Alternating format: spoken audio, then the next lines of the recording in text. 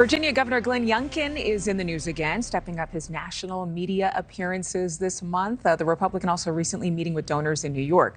Youngkin's actions have fueled speculation that he may be moving closer to a 2024 presidential run. Julia Manchester, national reporter for The Hill, has been covering this and joining me right now.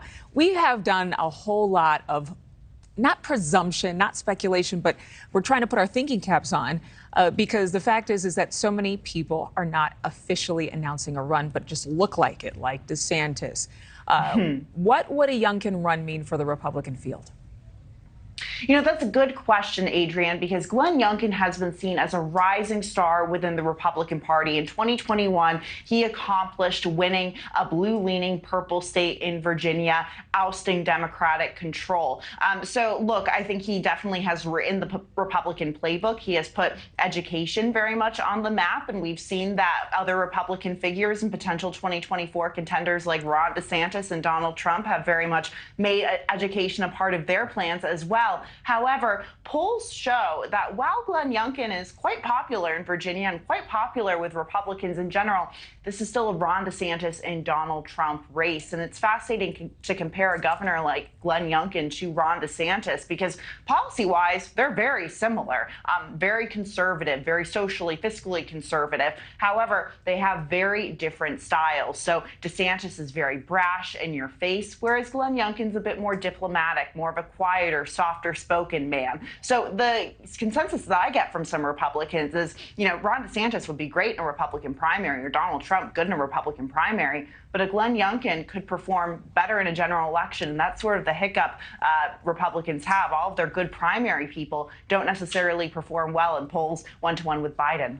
Well, it's interesting because, I mean, famously, Youngkin ran with an agenda that is similar to, as you mentioned, DeSantis and former President Trump, but he kept the former president at more than an arm's length.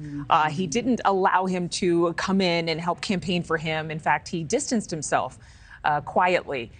Is there a lane for him in the Republican Party right now? You're absolutely right, Adrienne. He did that masterfully in Virginia in 2021, and I covered that. However, right now in the Republican Party, look, that's the big question.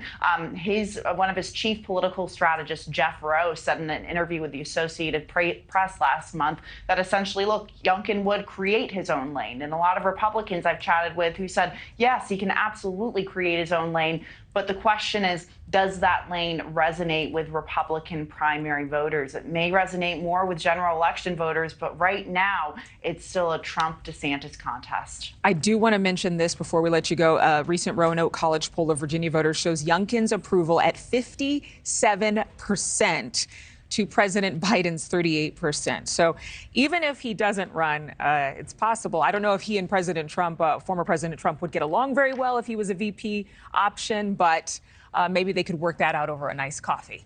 All right, Julia Manchester, thank you. Thank you for watching. Go to newsnationnow.com to find NewsNation on your television provider. And don't forget to click the red subscribe button below to get more of NewsNation's fact-driven, unbiased coverage.